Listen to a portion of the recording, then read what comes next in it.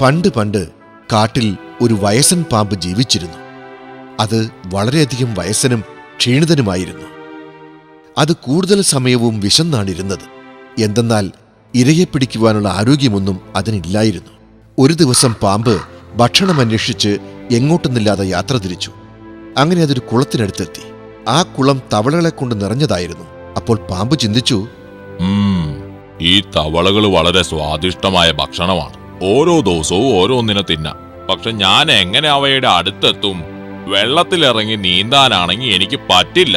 അത്രയ്ക്ക് അവശനാണ് ഞാൻ. ഇനിയിപ്പോ എന്താ ഒരു വഴി? എന്തെങ്കിലും ഒരു ഉപായം കണ്ടുപിടിച്ചേ മതിയാവൂ. ഇല്ലെങ്കിൽ ഞാൻ വിശന്ന് ചത്തുപോവും. പാമ്പ് തന്റെ കണ്ണുകളടച്ച് അവിടെ അനങ്ങാതെ കിടന്നു. തവളകൾ പാമ്പ് കിടക്കുന്നത് കണ്ട് അതിന്റെ അടുത്തെത്തി. തവളകളിൽ ഒന്നാമത്തെ തവള പറഞ്ഞു, ഇതെന്താ ഈ പാമ്പ് നമ്മളെ കണ്ടിട്ടോ അനങ്ങാതെ കിടക്കുന്നത്? നമ്മൾ എന്തായാലും സൂക്ഷിക്കണം. ചിലപ്പോ അത് ചത്തുപോയിട്ടുണ്ടാവുന്നേ. തവളകളുടെ രാജകുമാരൻ ഇതിന് മറുപടി പറഞ്ഞു, ഞാൻ തന്നെ പോയി നോക്കാം, നിങ്ങൾ ആരും പേടിക്കണ്ട. അങ്ങനെ തവള രാജകുമാരൻ പാമ്പിന്റെ അടുത്തെത്തി. പാമ്പ് പെട്ടെന്ന് കണ്ണു തുറന്നു. തവള രാജകുമാരൻ പെട്ടെന്ന് ഞെട്ടി തിരിച്ചോടി.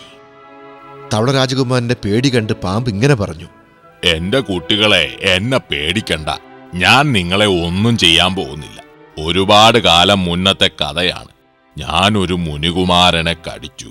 മുനി വളരെ കോപിതനായി. എന്നെ അദ്ദേഹം ശപിച്ചു.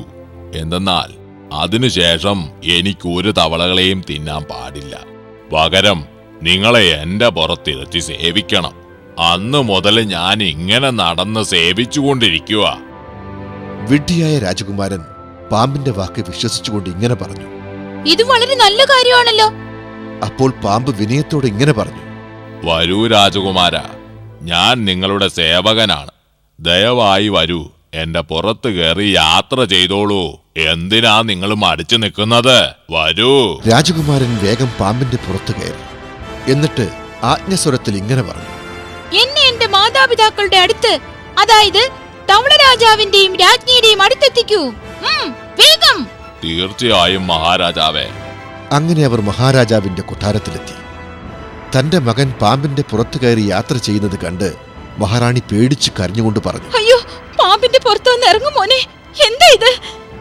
തവള രാജകുമാരൻ നടന്ന എല്ലാ കഥയും വിശദമായി പറഞ്ഞു. പേടിക്കണ്ട, പേടിക്കണ്ട അമ്മേ. എന്തിനാ പേടിക്കുന്നത്? ഈ പാമ്പ് ആരെയും ഒന്നും ചെയ്യില്ല. ഈ പാമ്പ് നമ്മളുടെ അടിമയാ. നമ്മളെ സേവിക്കാനേ ഇവ വന്നിരിക്കുന്നത്. അപ്പൊ തവള രാജാവും രാജ്ഞിയും ഇങ്ങനെ പറഞ്ഞു, അങ്ങനെയാണെങ്കിൽ മകനെ, ഞങ്ങൾക്കും പാമ്പിന്റെ പുറത്ത് കയറി യാത്ര ചെയ്യണം. അങ്ങനെ വിഡ്ഢികളായ തവളകളെ പാമ്പ് പുറത്തിരുത്തി സവാരി തുടങ്ങി. അപ്പോൾ പാമ്പിന്റെ വായിൽ വെള്ളമൂറി. പക്ഷെ പാമ്പിന്റെ മനസ്സിൽ അതിന് സമയമായിട്ടില്ല എന്ന് തോന്നി. അങ്ങനെ പാമ്പ് ഒരുപാട് ദിവസം തവളകളെ പുറത്തു കയറ്റി കാട്ടിൽ അങ്ങോട്ടും ഇങ്ങോട്ടും സവാരി നടത്തി. കുറച്ചു ദിവസം കഴിഞ്ഞപ്പോൾ പാമ്പ് വളരെ ദുഃഖിതനായി രാജാവിനോട് ചോദിച്ചു, ഞാൻ ഒരുപാട് ദിവസമായി ഭക്ഷണം കഴിച്ചിട്ട്. അതിനായി എനിക്കിപ്പോ നിങ്ങളെ പുറത്തു കയറ്റി യാത്ര ചെയ്യാൻ സാധിക്കുന്നില്ല. താങ്കൾ ആജ്ഞ തരികയാണെങ്കിൽ ഞാൻ കുറച്ചു തവളകളെ തിന്നോട്ടെ.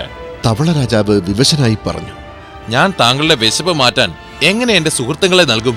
ഒരു രാജാവായ ഞാൻ എങ്ങനെ ചെയ്യും? അപ്പോൾ പാമ്പ് ഇങ്ങനെ പറഞ്ഞു, താങ്കൾ എനിക്ക് തവളകളെ തിന്നാൻ ആജ്ഞ തന്നില്ലെങ്കിൽ ഞാൻ പെട്ടെന്ന് തന്നെ മരിക്കും. അപ്പോ താങ്കളെ പുറത്തിരുത്തി കൊണ്ടുപോകുന്നത് ആരാണ്? അപ്പൊ തവള രാജാവ് ആജ്ഞ നൽകിക്കൊണ്ട് ഇങ്ങനെ പറഞ്ഞു, അങ്ങനെയാണെങ്കിൽ താങ്കൾ കുറച്ച് തവളകളെ തിന്നോളൂ.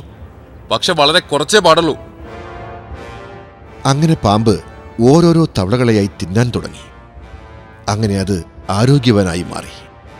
ഒരു ദിവസം പാമ്പ് തവളകളെ 4 പാടും അന്വേഷിച്ചു. പക്ഷേ ഒറ്റ തവളയെപ്പോലും കണ്ടില്ല. അത് രാജാവിന്റെ അടുത്ത് ചെന്ന് ഇങ്ങനെ പറഞ്ഞു, കുളത്തിൽ ഒരു തവള പോലും ഇല്ല. വിശപ്പ് മാറ്റാൻ ഞാൻ എന്താ രാജാവേ ചെയ്യാ? തവള രാജാവ് ആശ്ചര്യത്തോട് ഇങ്ങനെ ചോദിച്ചു, അതെങ്ങനെ ഇവിടെ സംഭവിക്കുക?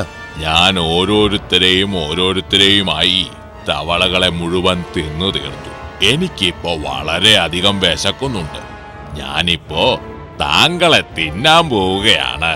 അല്ലാതെ എന്റെ മുൻപിൽ ഇനി വേറെ ഒരു മാർഗവും കാണുന്നില്ല.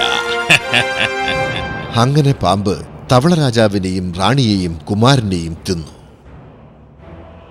ഈ കഥയിൽ നിന്ന് നമുക്ക് ലഭിക്കുന്ന പാഠം നമ്മൾ അപരിചിതരായ ആളുകളുടെ അടുത്ത് ബുദ്ധിപൂർവ്വം പെരുമാറണം എന്നതാണ്.